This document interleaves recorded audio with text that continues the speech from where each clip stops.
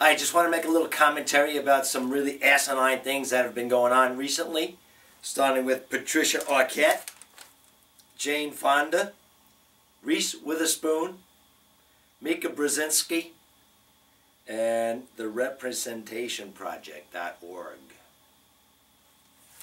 So Patricia Arquette, I don't really know that much about her, but yes, she's a rich and famous actress, and she wins an Academy Award just recently, and she gets up on the stage and starts to make a speech, and she's got power and influence, and she can really help people if she tried to. And what does she do? She does try to help people. Who does she try to help? The 89 boys that were kidnapped by Boko Haram? Was she going to stop female genital mutilation or male genital mutilation? No. Did she speak about the ISIS beheading of human beings? No, she didn't. How about the free speech thing about that Charlie Hebdo? The fight for free speech in this country, in this world? No, none of those things. No, what did she do? She made an ass out of herself by proclaiming that her and J-Lo and Meryl Streep don't make enough money because they're women. And we know that there's proof of that. Oh, there's not proof of that? Oh, you mean that doesn't really happen? Oh. She just embarrassed the shit out of herself and just gave more ammunition to fan-minded people like us in the men's movement. You know what she said? She said, to every woman who gave birth to every taxpayer and citizen of this nation, we have fought for everybody else's equal rights. She said, it's our time to have wage equality once and for all. And equal rights for women in the United States of America. Well, Patricia Arquette, I don't know what rights you don't have as opposed to what men's rights have. Because when you say you're not equal, you're comparing yourself to men. Otherwise, what would you be unequal to? So what rights don't you have that men have? I mean, us in the men's movement know that there are many rights that men don't have, that women have. Reproductive rights, genital integrity when you're born, just a few, you know, the draft, you know, men must sign up for the draft, women don't. Vagina pass, you know.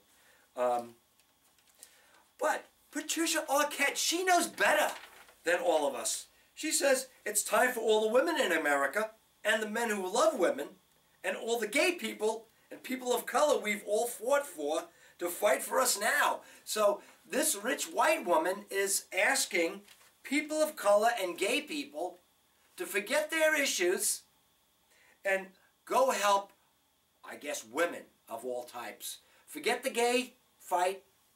Forget the people of color fight. Yes, they were slaves.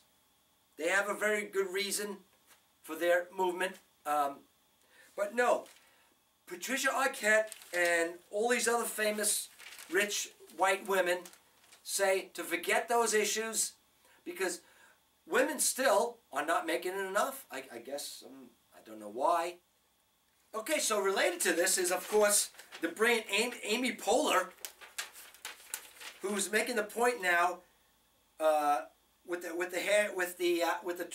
tweet hashtag Ask Her More, because I guess she thinks that it's offensive to ask any women about what dress they're wearing or who designed it. Gee, that had nothing to do with men. This is all women's doing about dressing up, looking at each other, asking who you're wearing. This is not a male thing, but no, Amy Poehler wants to put it on us men. I guess it's our fault, huh? Reese Witherspoon. So Reese Witherspoon and Lena Dunham, Amy Poehler, say it's hard being a woman in Hollywood or in any industry. Yeah, I would like to see the stats on that. It's hard being a woman in Hollywood or in any industry. So, they don't want to be asked what they're wearing. So, ask her more. All right. I, for one, don't give two shits what you're wearing, who designed it. If you ask me, you're wasting a lot of money that could be going towards feeding starving people, ladies. How about the pearl dress that was worth hundreds of thousands of dollars? This is you, ladies. You're just attracting an embarrassment to yourself because we don't ask these questions. You ask yourselves the questions. So I would like to ask some other questions instead of ask her more. How about why'd you pose? Hashtag why'd you pose? Well, how about hashtag they made me pose? Is that the reason? Is that why you posed? They made you pose? And then we got Steve Carell, who actually sported he for she cufflinks. You know, I was definitely never a fan of Steve Carell. Now I know I'm not a fan. He for she cufflinks, huh, sir? And Steve Carell was thanked personally by Emma Watson for those cufflinks. Okay, so Jane Fonda, here we go. Jane Fonda said Wednesday, the male power structure that has dominated the world for centuries has been wounded. But there's nothing more dangerous than a wounded beast. Okay. She said the most intractable problem that humanity faces is the problem of patriarchy, which she partly blames for the rise in terrorism and the destruction of the environment. Okay, she's going to be speaking at the UN on March 12th, and in support of some group called Equality Now. And she's going to go to the UN to urge all governments to repeal or amend all gender discrimination laws. Gee, that'd be a new thing for you, Jane. You mean you're going to actually fight for men's reproductive rights and stop little boys from being genitally mutilated? Oh, you're not going to do that. Oh, you mean to repeal or amend all gender discrimination laws against women? Why don't you specify, Jane? You know what else she says? And a women leader must lead as a woman and not as a man in skirts who thinks she needs to prove she's not weak. Her value is to bring her womanness to her leadership style, which means empathy, compassion, and someone whose head and heart are not bifurcated. This is funny, coming from a so-called feminist. Feminists are going to rip you a new one, Jane, because I didn't know that women have this womanness and they have this special empathy. I thought these stereotypes were socially ingrained in us. But now you're saying that women have this special talent. So, Jane, why don't you use some of your womanness and have some empathy for male victims? Little boys whose genitals are being cut without consent. How about men who lose custody of their children during divorce? How about reproductive rights for those men? Where's your womanness there? Do you have a son, Jane? Do you care about men having reproductive rights? Not too womanly there, are you? Okay, I saw I don't remember where I caught up with this, but this is from MSNBC. Know Your Value. It's some kind of program. Oh, yeah, seminars by Mika Brzezinski and Morning Joe on MSNBC. It's a seminar that's going to teach women how to know their value. You know what? It's funny. Well, I know what Mika Brzezinski knows her value, I guess to women who don't have enough money, who don't know their value. The value is $220, $225 per ticket to a seminar that's coming to a city near you by Mika Brzezinski.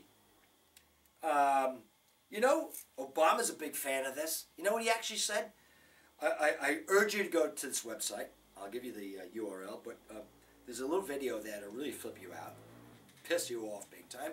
There's Obama saying that he had to admit that women are the better half. Women are the better half. Obama, you are just a bigot, sexist bigot who are just pandering to women. And you seem to think men are inferior beings. That's bigoted, man. Wow. You're horrible. Okay, also another video that's going to absolutely piss you off. I hope some of you really great commentators out there will take these videos to task. I'm a little bit too lazy, so I'm just going to make my commentary like this, but I know some of you guys can really rip apart these videos word by word. So here we go. There's this new movie called The Mask You Live In. And of course that means men, because this group, I happen to see it on today.com, and you can find them at therepresentationproject.org. They had made a movie called Misrepresentation, M-I-S-S space representation, sort of like a play on words, like, you know, we misrepresent women, okay? You know, yeah, we know we do, yeah, okay. They have no voice, yeah, okay. So, that horrible man Jackson Katz is in there, so in case you hate him, you'd love to hate this video.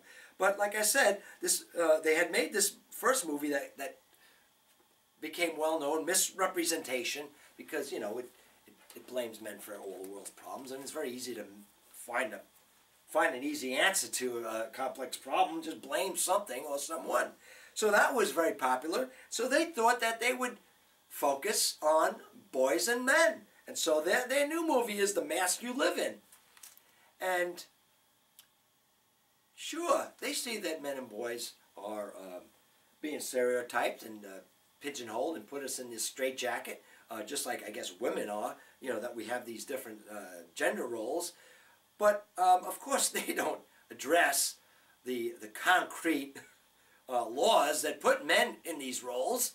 They just talk about like the general attitudes of how men are not supposed to cry, and women are supposed to be all empathetic and you know, caring.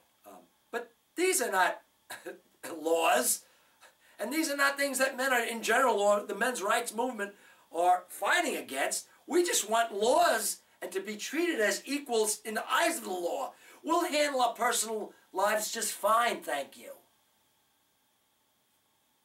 So let me tell you about this, the representationproject.org. And oh man, you'd be surprised how succinct and what a simple answer it is to solving such big problems in the world. Gender issues. If we all just take this pledge, and believe it or not, it's so simple and short. I couldn't believe that there would be such a simple answer to all the world's problems, or such big problems. Here it is. The pledge. Take the pledge at the Representation Project.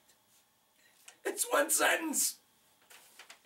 I pledge to use my voice to challenge society's limiting representations of gender. Jesus Christ, well, I'm doing that. I do it most every day, in my mind, if not in my voice. I'm doing it right now. I'm challenging society's limiting representations of my gender. So listen, society, don't make me fight your wars. Don't force me to be a father against my will. Don't cut off part of my genitals when I'm a baby. How's that for starters? Take care.